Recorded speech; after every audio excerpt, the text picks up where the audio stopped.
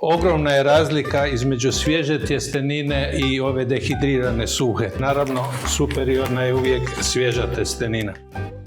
Bolognese je u klasičnoj, tradicionalnoj italijanskoj priči nešto što se iskuhava satima.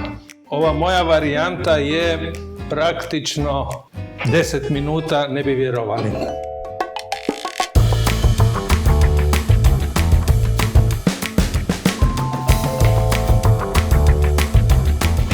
Ali ono bitno što me još u prošlom stoljeću Stevan naš Karapandža naučio, za veliku većinu ovakvih umaka, a osobito bolognese, nema bolje od juneće koljenice.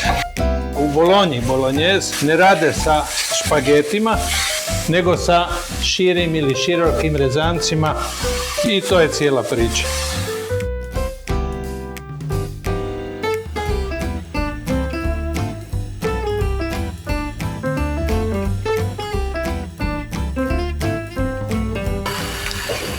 Priča je praktično gotova.